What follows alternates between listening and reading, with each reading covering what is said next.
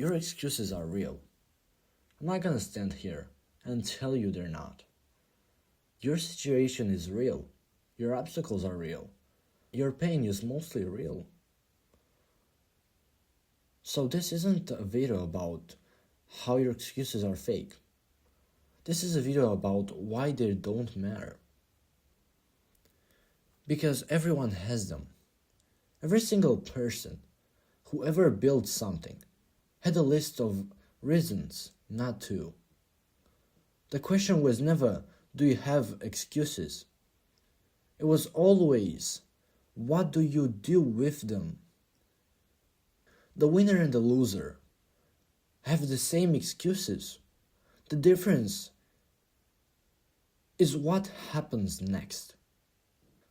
First of all, what actually excuses are? The brain's primary job is not success, it's survival. Comfort is survival. Trying and failing is a threat. The excuse is the brain protecting you from threats. So when you make an excuse, you're not being weak, you're being human. The brain is doing exactly what it was designed to do. This matters because hating yourself for making excuses is wasted energy. You're fighting biology. An excuse is just a reason. A reason is neutral. It becomes a cage only when you treat it as a verdict, when you let it be the final word. The excuse says, this is hard. The verdict says, therefore I stop. These are two complete different things. Most people confuse them. Pull up any successful person, any one of them. Go look at their origin story. You will find excuses, real ones, like broke families, wrong countries or maybe wrong time, no connections, no money, or wrong skin color, wrong generation. The excuses weren't smaller. In most cases, they were bigger than yours. So the myth is just that winners don't have excuses? Well, it's one of the most dangerous lies out there, because it makes you think the gap between you and them is the absence of obstacles. But I'm here to tell you that it's not. It's the response to obstacles. Looking from a psychology point, an excuse is just data. It tells you something true about your situation. The question is whether you use that data to navigate or to retreat. The navigator says, okay, this is real. Now how do I move given the reality? The retractor says, okay, it's real. So I can't? Same data, no. So the retreater says, okay, it's real. So I can't. Same data. Two completely different conclusions. Let's discuss three types of excuse users. First of all is the collector. Hordes of excuses, finds new ones constantly. Every week there's a new reason why now is not the right time. Maybe it's the economy. Maybe it's his age, his city or his family didn't support him at the right time. Or maybe he's gonna start after things calm down. The collector isn't lazy. He is busy finding reasons, busy building a case for why he cannot move. The collector becomes his identity. He needs the excuses to explain the gap between who he is and who he knows he could be. The second type is the negotiator. And they're more dangerous because he looks like he's trying. The negotiator uses excuses to get partial credit for doing nothing. I would have to, but I can't. I almost did it, but something came up. He's not collecting.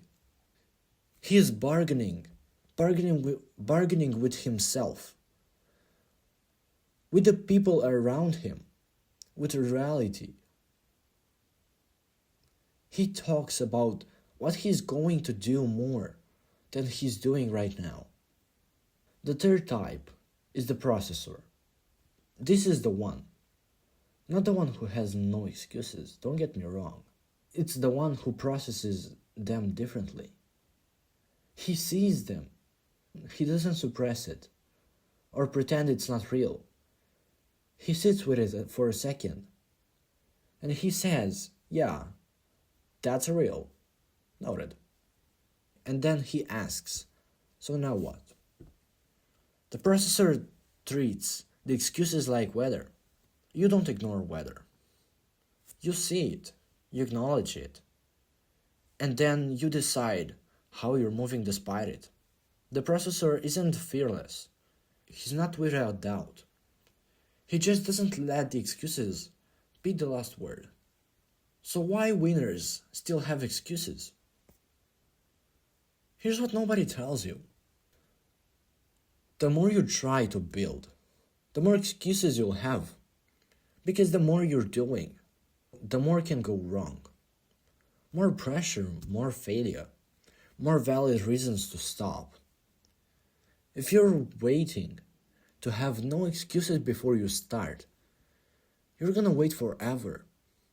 The action doesn't come after the excuse disappears. The action comes despite the excuses existing. This is the trap of excuses like, when I'll have enough money. Or maybe when I feel ready. The when never arrives because winners aren't people who run out of excuses. They're people who stopped requiring the excuses to disappear before they move. The psychology of this is that excuses and action can coexist. You can be scared and do it anyway. You can be underprepared and do it anyway. You can have every reason not to do it and move regardless. Now let's discuss a simple framework. Acknowledge, dismiss, and act. So first step is acknowledge. Don't suppress the excuse. That doesn't work. What you suppress grows. Name it. Say it out loud if you have to. I am scared. I don't have the money. I don't know how to do that. Naming it removes its power to operate in the background. Step 2. Dismiss. You're not dismissing the reality. You're dismissing the conclusion that excuses want you to draw. The excuses says, you can't. You'll say, maybe, but I'm moving anyway. This is the moment. This is where the winner separates from everyone else. Not in talent, not in resources. In this single moment of choosing not to let the excuses be final. Step 3. Act. Not perfectly, not fully prepared, not with all the information. Act with what you have. The act doesn't have to be a huge one. It just has to happen. Because here's what the act does. Well, it proves to you, to your brain, that the excuses weren't a death sentence. And the next time the excuses shows up, it's a little smaller. The act compounds. The excuses shrinks. Now let's talk about the challenge. You're watching this for a reason, right? And I'll tell you what that reason is. You have an excuse. You're sitting on it right now. something you haven't started yet, or something you keep pushing away, something you've been negotiating with yourself about for weeks, or even months. And the excuse is real. I already told you, I'm not going to pretend it's not. But you know what else is real? The version of you that moves despite it. That version exists. He's not waiting for the excuses to disappear. He's moving with it still in the room. The difference between where you are and where you want to be isn't the excuses. It's the decision you make when the excuses shows up. If you're done negotiating with yourself, incrementum is where you make the move. So like this video if you appreciate it.